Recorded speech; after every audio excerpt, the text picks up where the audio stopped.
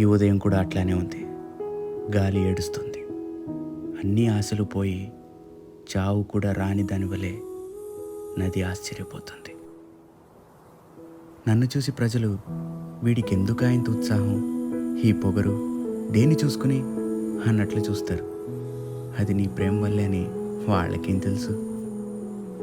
నేను నీ దగ్గర నుండి ఉత్తరాలు రాకపోతే ఎట్లా ఉంటాననుకున్నావు? పని చేయను, ఒకరితో మాట్లాడను, చదవను. నా మీద నాకే కోపం కలుగుతుంది. నీకోసం ఎదురు చూస్తూ ఉంటాను. ఒకవేళ నువ్వు బయలుదేరుతూ ఉండడం వల్ల నాకు ఉత్తరం రాయలేదేమో అని వెర్రిగా ఆశపడతాను. ఎట్లా వస్తావా అని ఆలోచిస్తాను. మొత్తానికి నా కాలం అంతా నీ ఆలోచనతో నిండి ఉంటుంది. నిన్ను తలుచుకున్నట్టు ఈశ్వరుని తలుచుకుని ఉంటే ఎంత స్వర్గం ఇచ్చేవాడు దేవుడు నాకు.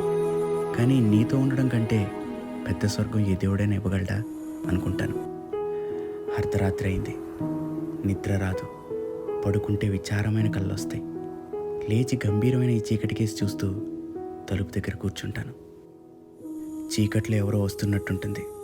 ఎప్పుడూ స్నేహితులు లేని నా దగ్గరికి ప్రతి నిమిషం ఎవరో ఎరుగని స్నేహితుణ్ణి తీసుకొస్తున్నట్టుంటుంది. ఎన్ని ఉత్తరాలు రాసి ఏం లాభం? ఇట్లాంటి బాధ నీలో కూడా ఉంటేనే కానీ నేను ఎన్ని పేజీలు రాసినా ఏం ప్రయోజనం? అన్ని మాటలు, అక్షరాలు అర్థం లేని గీతలుగా తోస్తాయేమో నీకు.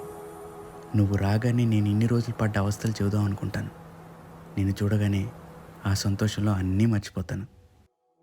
మళ్ళీ నువ్వు వెళ్ళిపోయాక నీతో చెప్పని దిగుళ్ళన్నీ జ్ఞాపకం వస్తాయి.